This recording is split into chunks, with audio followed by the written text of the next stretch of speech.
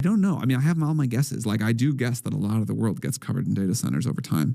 Do you really? But I don't know. In Arabic, the long-term vision is to financialize everything and create a tradable asset out of any difference in opinion. Some elections are, important, some are not. But this one, this one really mattered. And I just want to say thank you for making it happen. Thank you. Inconceivable. Why the AI scam keeps growing when almost everyone knows it is a scam. An info rant by me, Kieran Kelly. Please like, share, subscribe, organise, resist, revolt, and please just make it all better. Thank you. Part 1. An Ed Zitron-shaped hole. Journalist Ed Zitron has been blowing the whistle on the AI bubble for years with increasing exasperation. As the bubble continues to fail to burst, he has started to resemble Vizzini, Wallace Shawn's character from The Princess Bride, who evinces increasing levels of shocked incredulity each time his pursuer overcomes a seemingly insurmountable obstacle. Got very good arms. He didn't fall? Inconceivable. You keep using the word. I don't think it means what you think it means. Inconceivable, Vizzini repeats with mounting disbelief, and we laugh because we know the joke is on Vizzini. I have felt the same disbelief many times over the years. It is a sign of cognitive dissonance, a sign that, like Vizzini, you don't really know what's going on, a sign that you are missing something. In The Princess Bride, Vizzini is deluded into thinking he lives in a world where reason is operative, and the inside joke with the audience is that he is living in a literal fairy tale. All right. The Princess Bride by S. Morgenstern, Chapter 1. The same rule applies here. The more sober and serious-minded the analysis of the generative AI industry is, the more that the picture seems to make no sense. This time the joke is on us. Everyone who isn't palpably deluded by now knows that there is an AI bubble. Traditionally, this only occurs at the time that a bubble bursts. But that isn't happening. What gives? We believe in a world where economics and politics are governed by rational forces, but fascism works on a different set of principles. It creates a brutal fairyland of hate and irrational selfishness that runs counter to self-preservation. It then forces everyone to live in this weird, self-destroying world until the reality the fascists have willed into existence falls apart in some sort of downfall. Mit dem Angriff Steiners wird das alles in Ordnung kommen. Mein Führer, Steiner konnte nicht genügend Kräfte für einen Angriff massieren. Der Angriff Steiner ist nicht erfolgt. The punchline is coming. It has to land sometime, but why is it taking so long for the AI bubble to burst?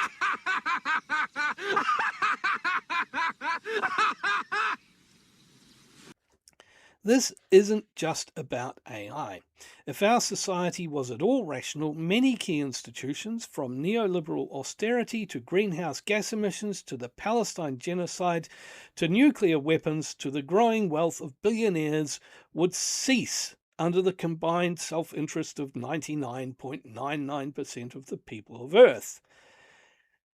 However, this is the nature of the US empire. Mao declared it to be a paper tiger in 1946, 80 years ago. The Korean War and the American War in Indochina confirmed his diagnosis for most people. Now, after half a century more of supposed failures, such as the occupations of Iraq and Afghanistan, every objective empirical metric shows a greater US global dominance than ever before. Even if this is the last gasp of an overextended empire, we still need to understand why we were so wrong for all that time.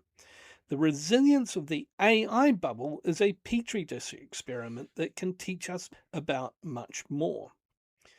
To understand what is happening, we need to zoom out, and then out more, and then out yet more, before zooming back in to understand the phenomenon. It is no coincidence that AI boosterism keeps finding itself entangled with the fascist politics of the US empire. This is about stealing wealth, but it is also about destroying wealth for relative gains. It is about maintaining control in an age where the pretense of democracy no longer serves the Western ruling class. At base, the AI bubble exists because venture capitalists and investors in stocks like Nvidia and Micron have poured an insane amount of money into a type of technology that is, in Dr. Olivier Joutel's words, an economic dead end. In this post, I'm using the term AI to refer to the industry of generative AI, not the broader subject of artificial intelligence nor other technologies associated with the term.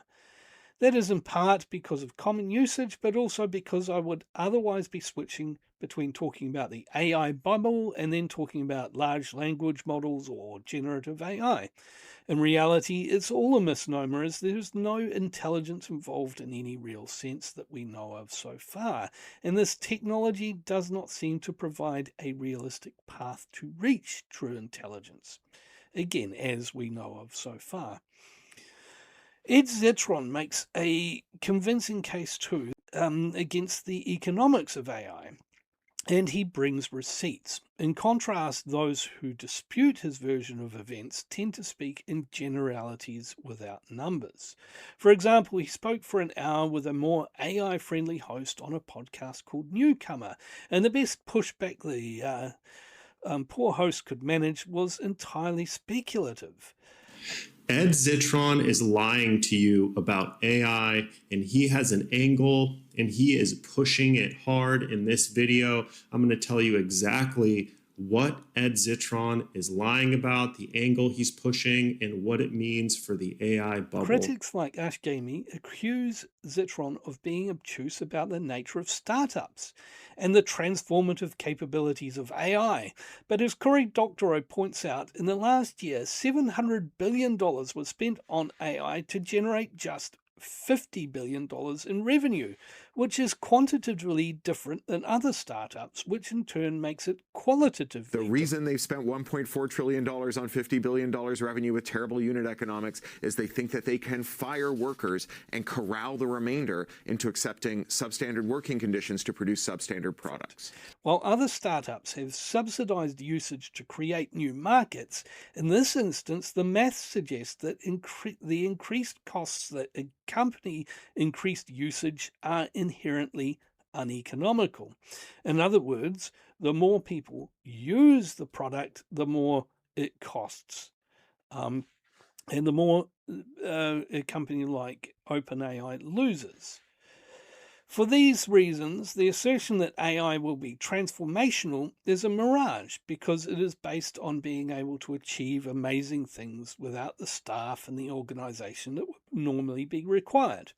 This can be done, but to be transformational, it would have to be economically viable, and the indications are that it is not. The CEO of Palo Alto Networks has said that the cost of tokens, a measure of compute and the basis for billing AI customers, will have to drop by 90% in the next 2 years to enable widespread enterprise usage.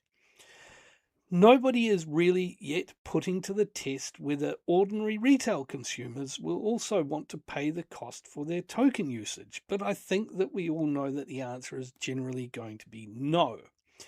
The economically viable use cases for AI are going to be far too constrained to justify the boosterism. By now, we have all probably seen AI slop images that look fine at first glimpse, but on further examination turn out to be bad and weird, and on more examination turn out to be very bad and very weird. The slop is a synecdoche. It is a part which embodies and stands for the whole. Many lay people grasp this. They know instinctively that the industry is the slop, because it is almost self-evident if you are not educated enough to be caught up in the hype. In fact, the hype itself is slop. Zitron may be a PR guy, and it may be that his main concern is self-promotion, I personally doubt that, but even if it is true, he is succeeding because there is a massive Ed Zitron-shaped hole in the discourse. Having watched and listened to him an almost unhealthy amount, I will admit that his unbridled approach eventually comes to feel a bit Spinal Tap-ish, yet his consistent, turned up to 11 delivery has not led to any loss of credibility. His earlier dire predictions have so far failed to eventuate, yet he keeps gaining traction. He is now even platformed on the most mainstream legacy media. Thanks for joining us here. So, we don't really know at this point in time, right, what the actual financial picture of these companies look like. Well, do we? And they wouldn't be the first with bad financial profiles to go public. Well, they'd be the first to be this bad other than WeWork, and even then, this is so much worse than that. OpenAI burned $20.9 billion in 2025. That's the audited financials that the FT and I reported.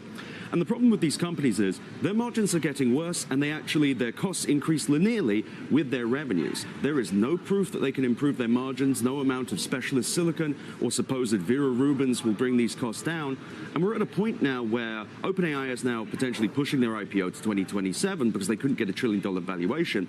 It's clear that people are wising up to the problem of generative AI, which is there's not really a business there. More and more evidence supports his reasoning, but the bubble still fails to pop. So what is Zitron missing? He assumed that once someone declares for all to hear that the emperor has no clothes, that there will be a paradigm shift. He thought that the unsupportable will lose support simply because no sane person can support it. Sadly, sanity has little grip on the dealings of late-stage Western liberal politics. Little by little, the United States has abolished sanity on a global scale in a process that began long before the first silicon chip was ever made. The recent public listing and initial public offering of Elon Musk's SpaceX is a case in point. It is insane and dangerous and gobsmackingly corrupt, but to understand why it is accepted so blindly, we have to understand that a whole ecosystem of scamming and corruption has been built to make such monstrosities viable. For a while, it looked as if the wheels were starting to come off the SpaceX scam, and they may yet still. The stock price dropped below the opening retail price of the IPO. Of course, the company still raised $86 billion from investors, but despite having about $100 billion in liquid assets against about $30 billion in debt, is still trying to flog off another $20 billion in bonds. What that means is that it's asking people to loan it money for a fixed rate of return for set periods between 5 and 30 years. But, and this is key, they can sell those bonds if they get worried about whether the company is going to be around in 30 years or 5 years for that matter. The news of the bond issue caused a wobble that actually caused a general slump in tech stock prices. And when you see this happening, you think, well, here we go, the bubble is about to burst now, when people realize that they don't want this hot potato. But once again, it didn't happen. SpaceX stock rallied, and it has, although it has since continued to slide much more slowly, and now only sells at $139 per share, just above what institutional investors bought at the IPO, but 13% down on the opening price for retail investors. But there's also been a rally after that in the wider tech industry, particularly around computer memory chip manufacturers like Micron. The geniuses of the stock market have finally noticed what every 14-year-old gamer could have told them a year ago, which is that there is currently a lot of money to be made selling RAM. Stock market investors seem completely stupid and or deranged to suddenly go chasing after these new jangling keys like brainless kittens. The RAM is only profitable because it is a necessary component for the data center expansion, which is possibly the most fucked up part of the whole insane AI bubble, as I will discuss later.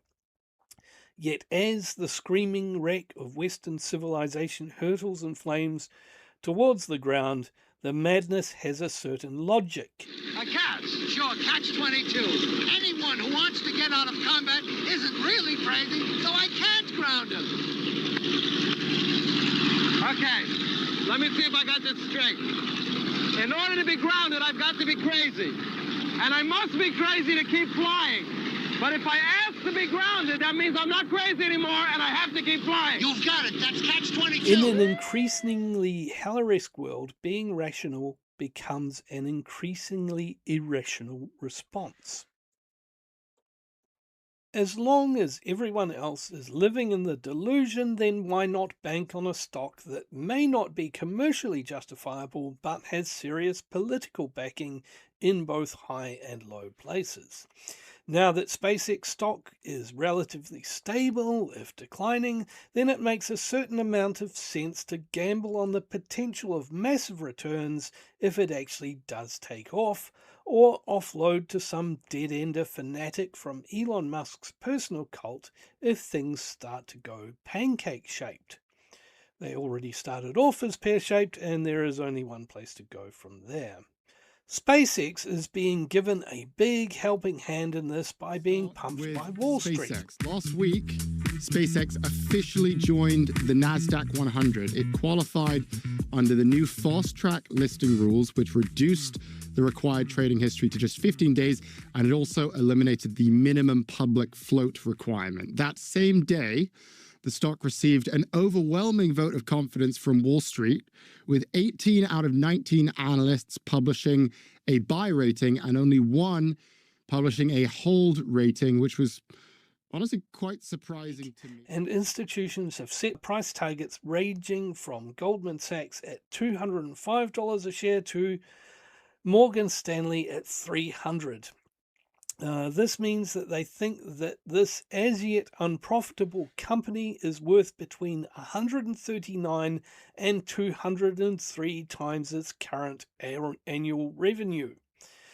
There are signs that retail investors are not quite as stupid as these people would like, and it is likely that this is in fact the beginning of the bursting of the bubble, because the logic of making money from speculating will break down if heavily exposed investors, such as executives and venture capitalists, cannot offload onto suckers. SpaceX has the added layer of assurance because they have a cadre of Elon Musk loyalists out there, but I think that the amount of money that the Gamergate geek meathead community has to invest may fall far short of bailing them out. SpaceX has shown their hand a little bit in its discussion of the role of retail investors. Institutional investors were able to buy shares at just $135 each, but retail investors had to pay $160 if they bought at opening price. SpaceX kept a huge chunk of its IPO, allocating 30% for retail investors, and partnered with platforms like Robinhood so that very small investors could buy stock. They made sure that institutional investors knew this. They sought to exclude investors with a history of flipping stocks quickly after listing, but signaled clearly to institutional investors that retail demand would provide security and an easy opportunity for quick profit taking. Reading between the lines, the talk of the retail being the backbone of the IPO and of leveraging Elon Musk's influence can be read very cynically as telling institutional investors that they don't need diligence over the company because Musk's cult of personality is the real safety net and the real opportunity. It is a vampire feast on the lifeblood of Musk's entranced minions, and there is plenty to go around. One of the nastiest aspects of the SpaceX IPO is that the NASDAQ rewrote the rulebook so that an unprofitable newly listed stock would go into their NASDAQ 100 index, which means that index funds, including lots of retirement funds, would automatically buy the stock. Looked at from a commercial perspective, SpaceX looks a lot more like a pile of dog shit than people are willing to admit. The IPO has made Elon Musk a trillionaire, although he is no longer a trillionaire, largely because it valued SpaceX at a market capitalization of $2 trillion, roughly, at the time of writing. Again, that's dropping, but I've got to. Can't keep up with all this stuff, so it could drop by the time you see this, or it might rise. Who knows? Its revenue last year was less than 1% of that, at 18.67 billion, and it had negative earnings, making a loss of nearly 5 billion last year and lost over 4 billion in the first quarter of this year. On the face of it, if I had a business that had a revenue of 100,000 and was running at a $10,000 loss, you would probably not pay me 500,000 to own 5% of the business, but that is roughly proportionate to the SpaceX IPO. Or it would be if you had to sign a contract waiving your right to take me to court and your 5% stake only gave you 0.5% voting rights in the running of the business, which are some of the conditions of the Class A stocks that shares that SpaceX made public. And of course, you should also add the fact that because you bought that 5%, I now officially have an asset recognized as being worth $10 million by all the institutions, and I can raise cheap loans on that basis, which I can then use to earn money elsewhere. Anyway, that's how the system's rigged. But SpaceX is not alone in its anomalously large market capitalization, because Tesla is also weirdly overblown. On paper, it is worth 1.4 trillion, but has revenue of only 95 billion and declining sales as well as declining profits that dropped by 45% to 3.8 billion in 2025. As of writing, the world's biggest car manufacturer, Toyota, has a market capitalization of $197 billion, about 14% of what Tesla is valued at, but a 2025 revenue of 337 billion and a profit of 33 billion. Since 2012, Toyota has released 34 new vehicle models, and Tesla has released 6. SpaceX and Tesla are, in all important respects, meme stocks, except in that they have institutional backing, and Musk has serious political power in a now openly corrupt system. In a real market-based economic system, Musk would have long since failed himself to obscurity, but late-stage capitalism demonstrates what we should have known all along. Markets are never free, and capitalism is not a system. It is an ideology used to conceal the unjust and undemocratic exercise of oligarchic power. Ordinary people have mostly turned against Musk since his 2024 Trump endorsement and his Nazi salute in early 2025. He is constantly underwater in approval ratings. He is among the most disliked public figures in the US, which is saying something given the stiff competition, and he is probably even more disliked in other countries. If we lived in a sane world, this would be a disastrous thing for his commercial viability in his businesses. After flashing his complete naked fascism in our faces, Musk has been dancing an ugly striptease. He devotes a huge amount of effort to using X, the everything app, to promote racism. Time when Musk was leveraging it in order to make himself the world's first trillionaire. A long-held ambition that, as the master publicist, Musk would surely have been focusing very hard on. Yet, he spent twice as many posts interfering in British politics on race grounds. In other words, you could get the impression that Elon Musk was prioritising his role as a racist political agitator than as a businessman. With the only fig leaf being that rather than saying the thing outright, he subtweets it with a, interesting quote. He is constantly trolling on the side of the far right with little to hide the obscenity. We all know what's underneath. It is a Nazi. With most people, Musk's brand has become somewhat toxic. This could have led to consequences such as those that happened to John Schnatter, the former CEO and chair of Papa John's Pizza. Musk's brands are global and suffered a massive loss of revenue due to his unsavoury politics, but no one pulled the plug on him. His stalwart backing from the establishment is not despite him being a Nazi, but because of it. Musk's cult following in the reality optional community is a substantial economic resource, just as it is with Donald Trump.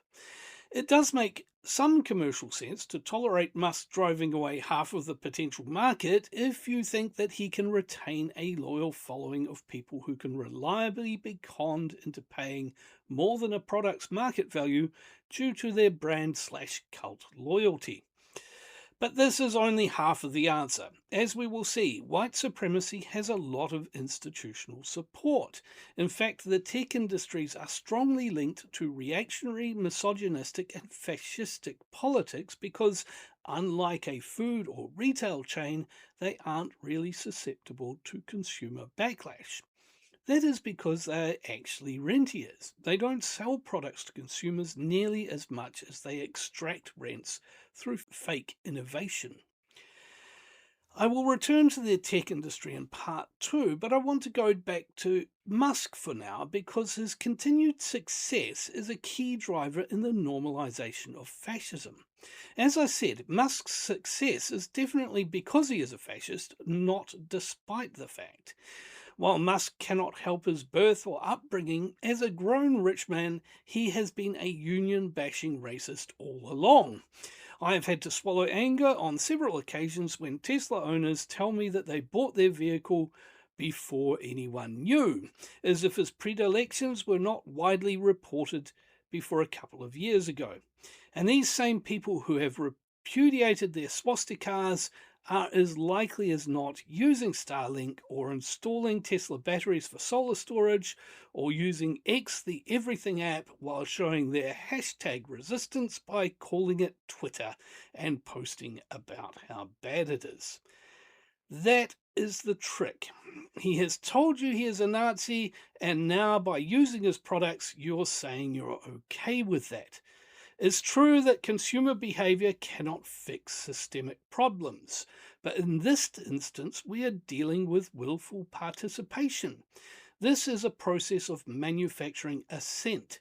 Historically, fascist regime power has relied much more heavily on public assent than on public consent, with a plurality accepting extremism that they don't actively share.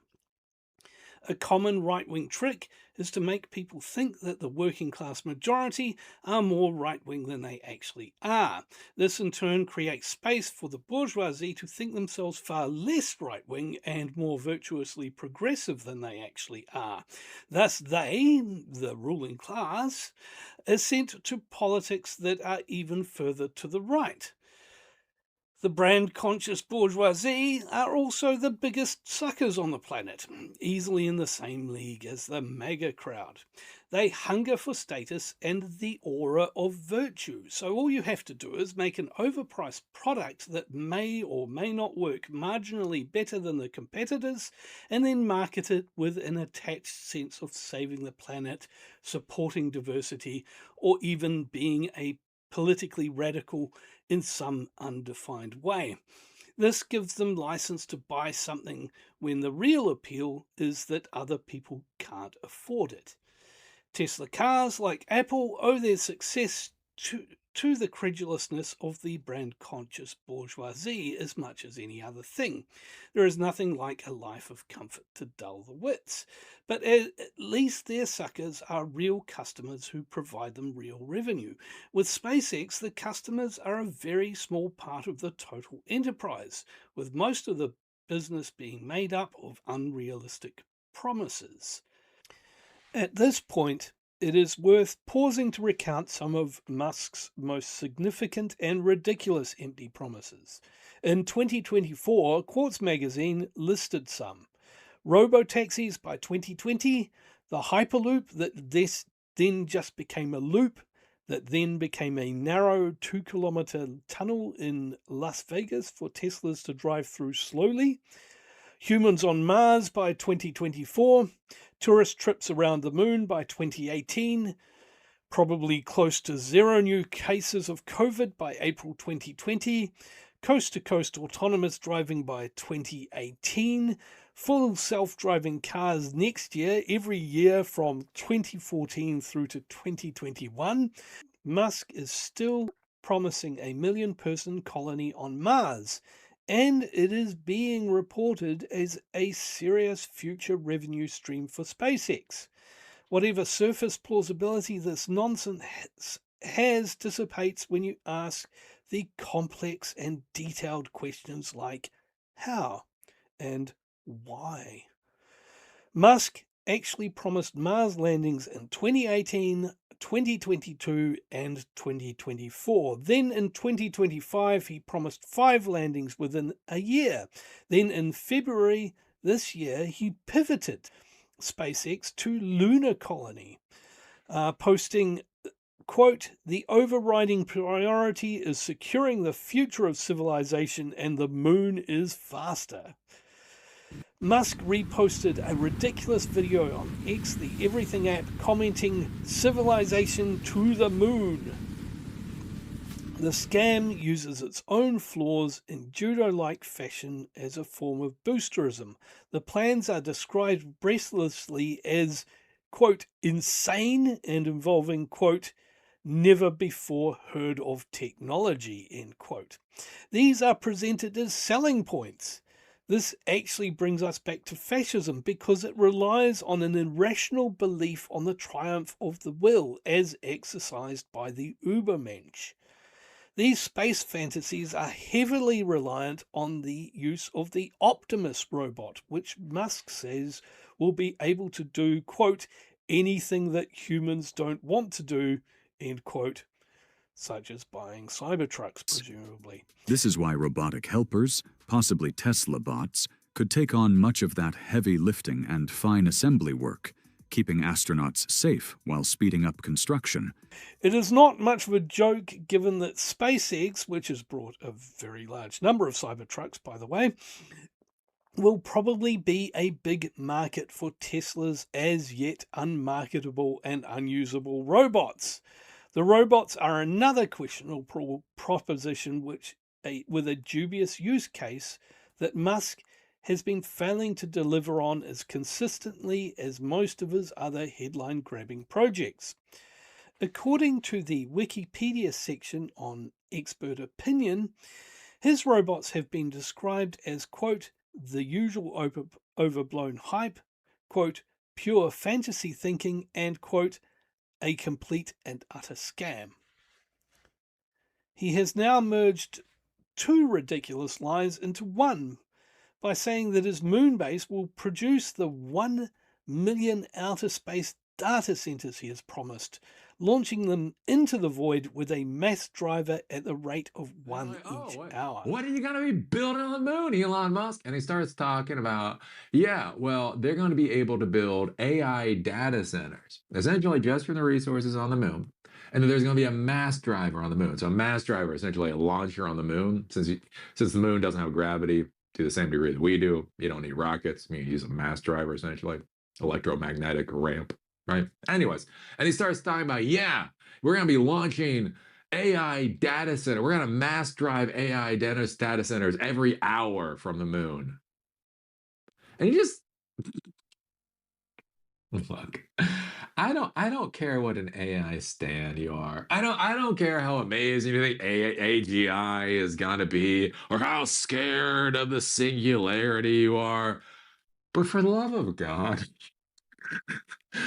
why do we need to launch AI data centers every hour from the moon?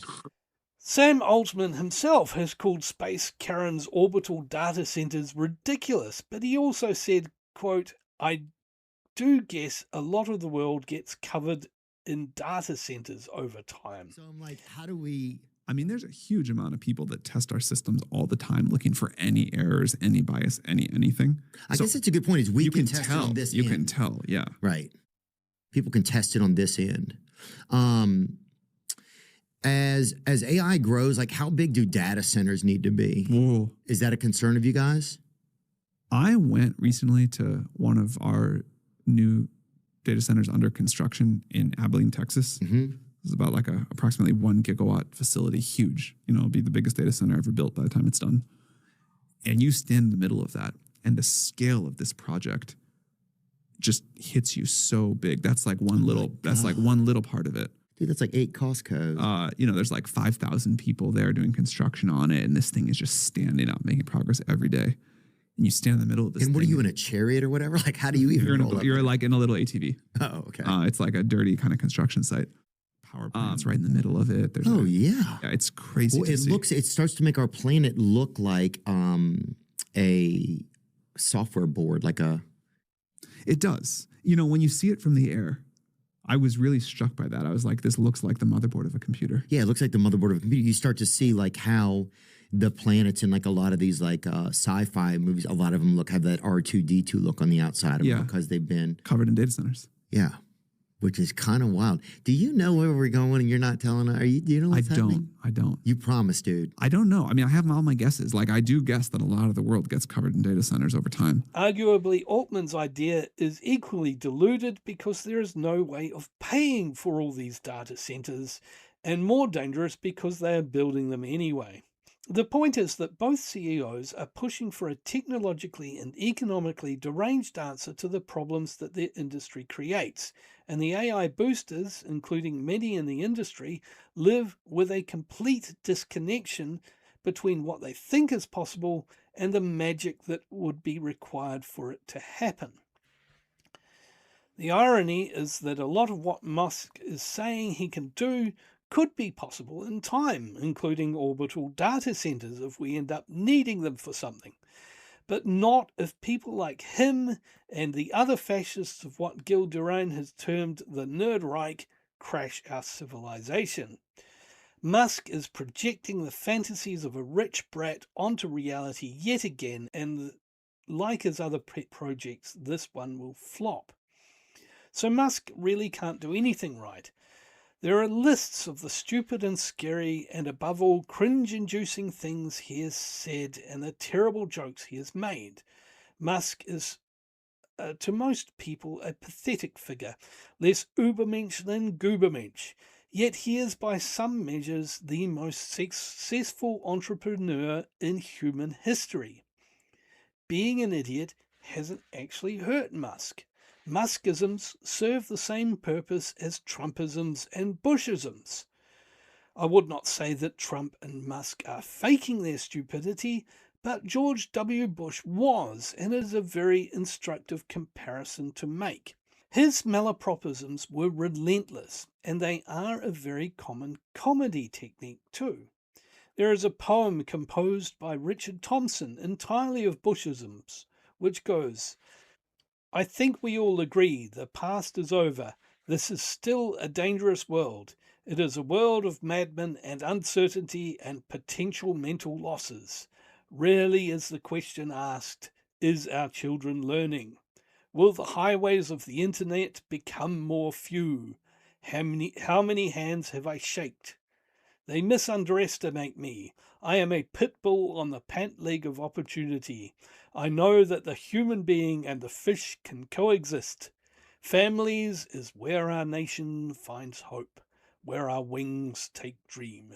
Put food on your family, knock down the toll booth, vulcanize society, make the pie higher, make the pie higher."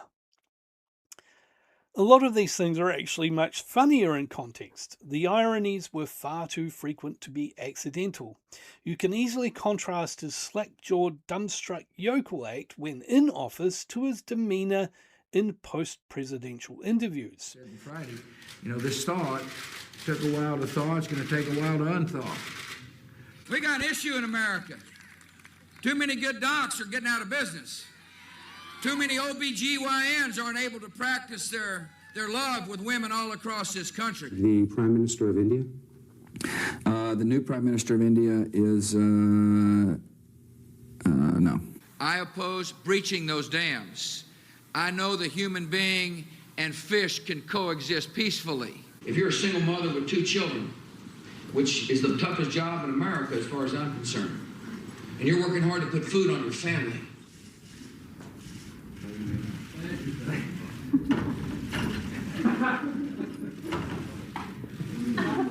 teach a child to read, and he or her will be able to pass a literacy test.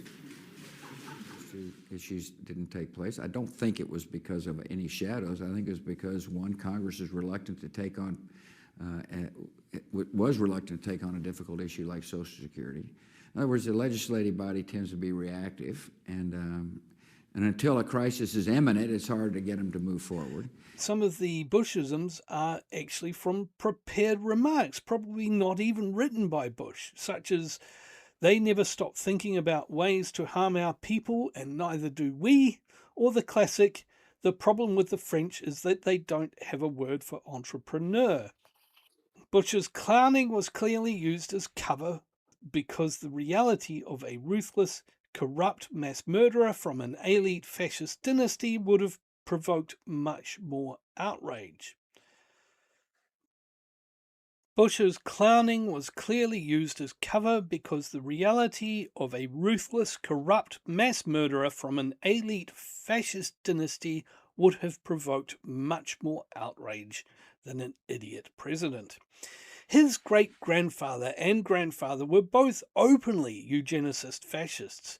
His granddad Prescott was a US senator who was so closely aligned to the Nazis that researcher Jonathan Katz has said that he could not have been involved with the fascist business plot attempt to overthrow the US government in 1933 because, quote, Prescott Bush was too involved with the actual Nazis to be involved with something so homegrown as the business plot, end quote. The Bush family were linked to exactly the same fascists who have, as we will discover, been shaping the politics of Silicon Valley since long before it even existed. W is a fourth-generation skull and bones club aristocrat who affects saying nuclear.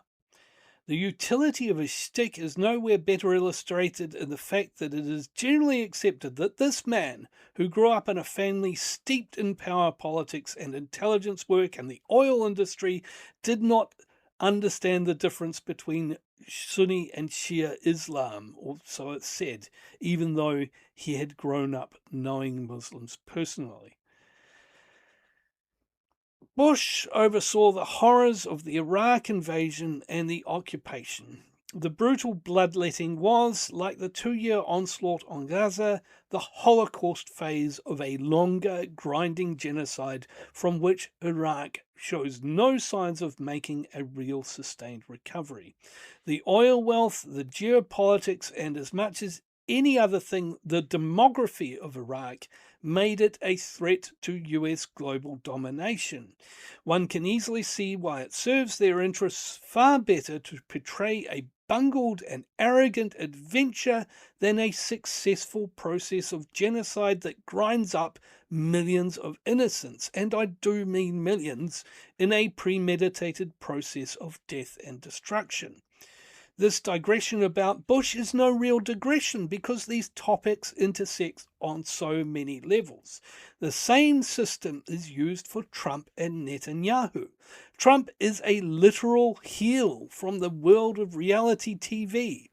Their negative cults of personality, in which they are demon lord instead of demigod, are no less mystical and deluded than a cult of personality that worships them for their genius.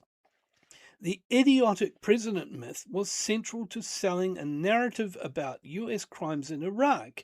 It worked through exactly the same mechanism as that which makes people accept Musk's insane moon-based plans with ever more enthusiasm, not despite, but because of their objective unbelievability. A 50-year tradition in the US has it that there is a binary between the liberal doves and the conservative hawks. Those who identify as does derive considerable emotional satisfaction from seeing their opponents as intellectually inferior.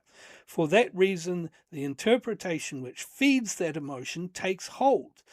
And once that happens, even the most hyperbolic and unreasonable new information actually goes to confirm the original viewpoint, which can become an important and violently defended part of their worldview. Having spent decades trying to show people that Bush et al. Were faking, I can firmly attest that, as the saying goes, it is easier to fool people than to convince them that they have been fooled. This is actually a tie that binds people. Fascist leaders, like other cult leaders, actually gain strength from being extravagantly wrong and from being comical. Musk and Trump embody this. Musk and Trump are both genuinely capable of being foolish and self-defeating, that isn't fake, but Trump is a billionaire who is president of the United States and is currently accumulating money at a truly insane rate. His blowhard bullshitter personality make him a perfect money laundering front to run a seemingly endless series of worthless enterprises where dodgy contractors siphon off huge percentages, and each failed business seems to leave him miraculously richer. His latest venture apparently is the United States of America. I do not want to say that the people of the United States are basically Davy Scatino, the degenerate gambler who is unlucky enough to know Tony Soprano. Well, I knew you had this business here, Davy. It's my nature. Frog and a scorpion, you know. But despite not wanting to say it, I feel I have to say it because it is true. By this point in the narrative, the illusion of Dave Scatino as a high-rolling player is entirely dead. He is no longer the delusional suburban father attempting to bluff his way through Tony Soprano's executive game, nor is he the man who thought a stutter step could explain away a loan shark debt. The glamour and the romanticized danger of the mob have been violently stripped away, leaving only the cold mathematics of debt and extortion. Davy has transitioned from a civilian seeking a thrill to a host organism being systematically drained by a parasite.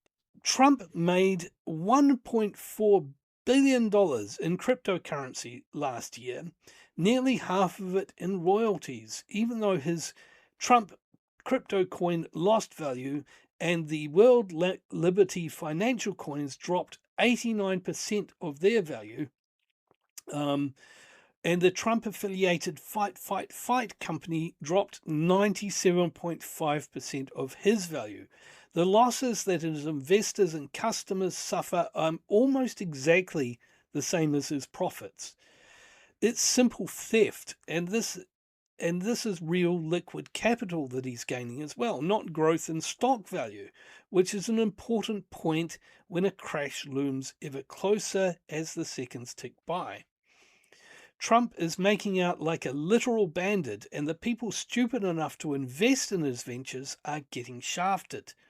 This did not happen overnight. Trump entered office with an incredible history of lawsuits and legal troubles.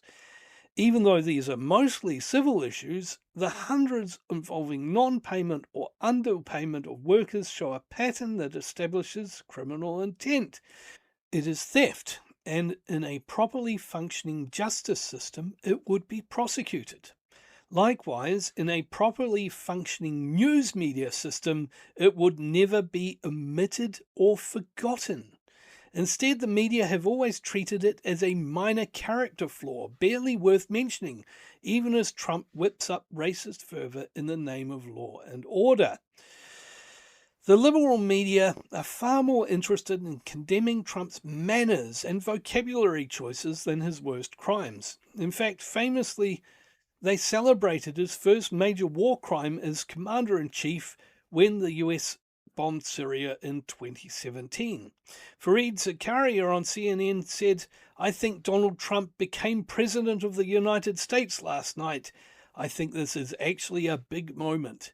David Ignatius wrote in the Washington Post that Trump had put more oomph and more credibility back into American power. Brian Williams on MSNBC described the images of the missiles as, quote, beautiful pictures of fearsome armaments, and said he was, quote, guided by the beauty of our weapons, which is a misuse of a Leonard Cohen lyric, which I think Cohen was almost certainly using a metaphor for artistic creation. But while Trump is fleecing the people of the US and elsewhere, he is actually also a very useful tool for the US empire. He has long perfected certain rhetorical techniques. Some of these, such as his misogynistic bullying, would not work without a certain amount of complicity from the news media. A key technique, however, is his constant use of elevated, overconfident, underinformed overstatements. He doesn't care about reality or consistency. He simply asserts as true whatever it is that best suits his purpose at the time, and may reverse that mere moments later. Akin to gish galloping or flooding the zone with shit, this habit makes everything as nothing, or at least nothing that isn't deniable. His vacillating praise and condemnation for international leaders, in particular, works well because despite its surface appearance of untrammeled conviction, it is highly contingent. He runs hot and cold with everyone, from Iranians to Zelensky to Europe's leaders. Meanwhile, no one who seriously thought through the amount of forward planning required to launch a war can think that a narcissistic, easily distracted octogenarian conman is actually calling the shots, yet his completely incoherent and contradictory personality traits are trotted out every time to explain the latest breathtaking US crime. The 2011 Iraq withdrawal notwithstanding, imperial policy never changes with new administrations, yet commentary about that very policy always centers on the president. As Douglas Adams wrote in 1977, quote, "The president in particular is very much a figurehead. He wields no real power whatsoever. For this reason, the president is always a controversial choice, always an infuriating but fascinating character. His job is not to wield power, but to draw attention away from it." End quote. Trump got where he is today because he is a criminal and a bullshit artist. But in contrast, Elon Musk got where he is today because he is a criminal and a bullshit artist with a slightly different modus operandum. In truth, the richest people usually rely on criminal activity to gain and maintain their wealth. Sometimes they and their friends write the laws so that they are not committing crimes, such as wage theft, which is often not counted as a crime despite, being theft. But mostly, making really large fortunes is quite reliant on actual crimes that are acknowledged as such, ranging from bribery to fraud to murdering unionists. Generally, though, being a criminal is a necessary but insufficient basis for amassing immense wealth. By contrast, crime is not a marginal part of Musk's business.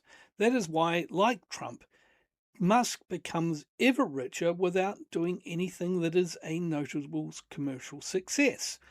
Trump famously assessed his own wealth based on inflated brand value. Musk has succeeded in getting everyone else to agree to his brand value through his two meme stock companies.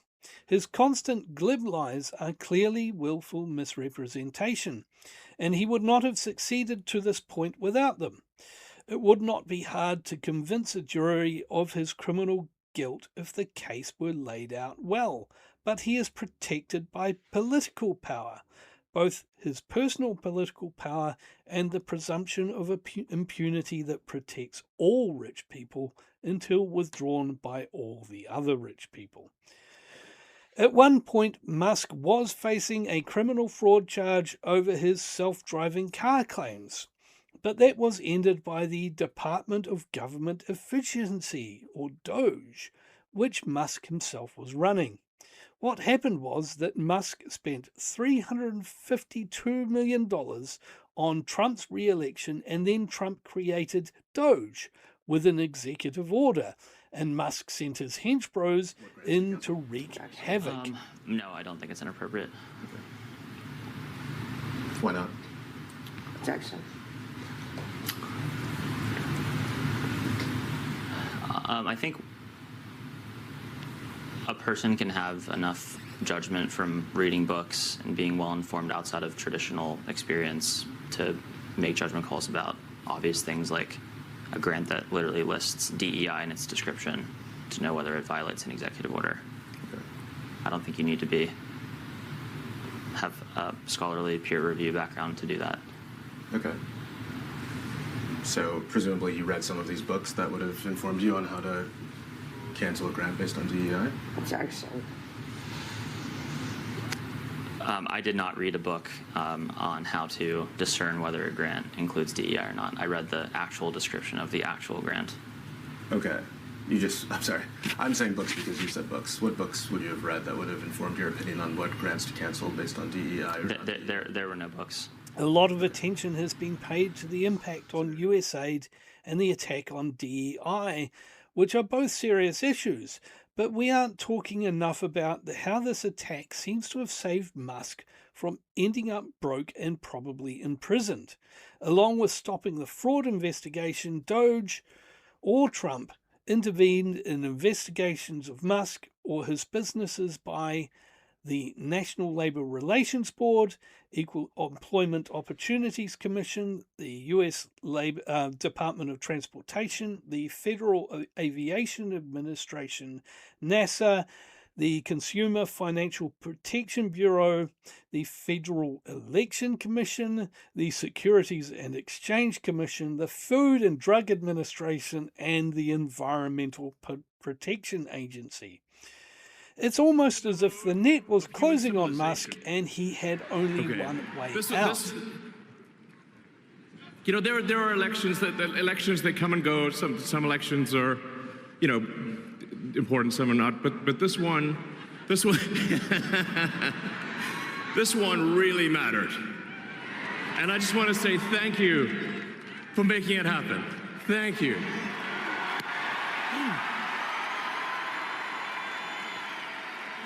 His success in buying a government may partly be explained by the fact that lots of other tech interests benefited, including Amazon, Google, Meta, and OpenAI. In a report from August 2025, Public Citizen found that nearly half of all enforcement actions against the tech sector were halted or suspended, including 23 relating to cryptocurrency. So Musk is really just the tip of the iceberg. The tech sector has become very scammy as a whole. A lot of activities in the tech sector have very little or no real-world production involved. Key amongst those are the crypto and prediction market industries. By their very nature, any gains made in these industries have nothing to do with value. They are all gains made at the expense of someone else. They are a zero-sum game, or would be if they did not have running costs and destructive externalities. In reality, as W. speechwriters might have said, they make the pie lower. When crypto was born, there were many justifications given for its existence. They can all still be argued in theory, but in the real world they are footnotes to a giant body text of scams, speculation, drug deals, money laundering, and sundry other blights on society. On the other hand, while crypto can claim some utility, the claims about the positive side to so-called prediction markets are transparently blithering nonsense. Using the concept of the, quote, wisdom of crowds, the Polymarket and Kalshi have both made claims that they are serving a purpose by determining the market odds of events. Polymarket CEO Shane Copland claims they have created the global truth machine. This is a huge part of the scam. The very name prediction markets makes it seem as if somehow the purpose of the enterprise is prediction, but they're not polling firms. Kalshi CEO Tariq Mansour wants to, quote, financialize every difference of opinion, which is not actually like polling, but sounds a lot more like another thing called gambling. What is it going to take to become $1 trillion asset class? Well, it's pretty much already like close to 100 billion a year asset class, right? Like, it's pretty easy to imagine a 10x from here. Like, we haven't even started. It's been a year on traditional. Like, could you financialize in anything that people care about? And you know, Kalshi is everything in Arabic. The long-term vision is to financialize everything and create a tradable asset out of any difference in opinion. And I think if you do build a general purpose exchange that can resolve differences of opinions on anything, like perhaps in some ways it is a truth machine in that it can actually make its own truths. The outcomes of events on Polymarket are adjudicated by people who have universal market access tokens, which they can use to vote on what reality is. There is nothing to stop people who own a lot of these tokens from betting on something and using their tokens to vote that they won the bet. This all sounds unsustainable and illegal and even pretty stupid. Just another scam like NFTs. But Kalshi has partnerships with CNN, CNBC and Fox, while Polymarket has a partnership with Dow Jones, which owns the Wall Street Journal. They are being treated as very serious, worthy establishment figures despite a clearly nihilistic cash makes right advertise themselves as such, but then claim they are not gambling apps, but actually financial instruments platforms where you can hedge against losses, such as the losses you would sustain if Trump didn't use the term Sleepy Joe in a speech, presumably. Like this for a while. Stuff. It happens a lot. And it used to be that there was nothing we could do about it. But what if that changed? What if some hero or heroes looked at all the stuff that was happening and thought, perhaps we could convince everyone to bet money on every single thing and event, thus monetizing our entire waking world in order to drown all living things in the crushing ocean of capitalism. Neat idea. Someone should write a Black Mirror episode about that and not actually do it. Oh wait, I'm so sorry. They did it already. Shucks. Humanity is doomed. Did you bet on how quickly I'd mention Black Mirror in this episode? This is about sites like Polymarket, Kalshi, CodyBets.com, the world's largest gambling site for all things Cody, except, hey now, don't you dare call it gambling. According to these companies, they aren't gambling apps. They simply arrange events contracts in the prediction market. To quote Kalshi's lawyer, it's super not gambling because there are no odds being set. Never mind that their own Twitter account posted, "Hello sports lovers, American odds are live on web."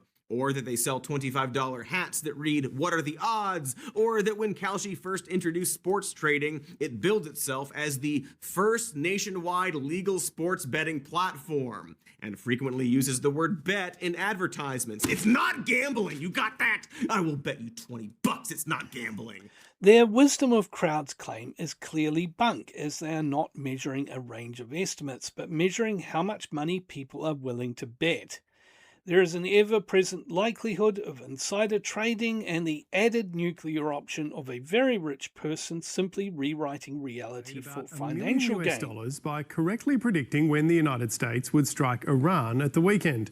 Lillian is here to tell us more. Goodness me, Lillian, what do we know about these bets? Yeah, this is something that you might have missed with so much news coming out of the Middle East, but it's really, really interesting. About 529... Which is more or less what rich people do anyway, but now it comes as an instant commodity. As they have already done with cheese, our good friends in the USA have made a spray can version of 1984. Like generative AI or the Internet of Things or Web3 or surveillance technology, This is innovation that is largely detrimental to its ordinary users, aimed at making them pay directly or through taxes for things that are actually used to control and rob them. This scam is quintessentially fascistic, if only in the fact that it is on one level laughably stupid and on a different level monstrously and brutally harmful. Their activities relate directly to real-world issues that include things like war, in which people die violent, horrible deaths. Even without the hazards of adding yet more opportunities for financial gain from mass death, this creates a gamification of all sorts of real-world events which may involve tragic suffering and loss. It spreads a sociopathic attitude wherein real people become abstract. Their fates become tokens to be fed into a slot machine. Is this even being allowed to happen? Why does anything happen these days? Why did the BBC spend 80% of a news report on tortured hostage Dr. Hussam Abu Safia repeating lies given to them by Israel, even though Israel still hasn't charged him with any crime after 500 days? Over 1,000 people in Gaza have been killed directly by Israel since the so-called ceasefire, without a single Israeli being killed in return. Now there are 23 giant cranes with remote-controlled machine guns hemming them into a tiny enclave like watchtowers around a concentration camp. Exactly like watchtowers around a concentration camp. The slow-motion extermination we are witnessing will not seem that slow in the telescope of history, and our notions of politics give us no explanation for why it cannot be stopped. Somehow, though, our media and politicians go out of their way and sacrifice considerable credibility to maintain the pretext that this is not a one-sided slaughter. The Palestine genocide is the most prominent but not the only issue that seems to defy even the most pessimistic understanding of how the world works. It is all inconceivable. These things that don't make any sense are happening because the ideological edifice of Western liberalism is falling apart. The myths of Western liberalism, that it is morally superior, that it is civilized, that it is democratic, and even that it is particularly liberal, are cracking as the needs of the US empire make the charade untenable. There are two places for the empire to go if it is to survive: to become a regime of raw, lawless power, or to become a society of profound universal delusion. The fascist answer is what it has always been. Why not both? The recent nihilism of the tech sector with its totally unproductive scams is only happening due to a crisis that is far more widespread. If we were not in a declining self-destructive political system, the political establishment would never let such destabilizing corruption continue, because they would be guarding their own slower, surer forms of corruption. But before we even get to what is going on in the traditional economy, I am going to have to delve even deeper into the tech industry before eventually circling back to the AI bubble that should never have existed, let alone persisted to this point. And that is going to take a whole nother episode. See you then.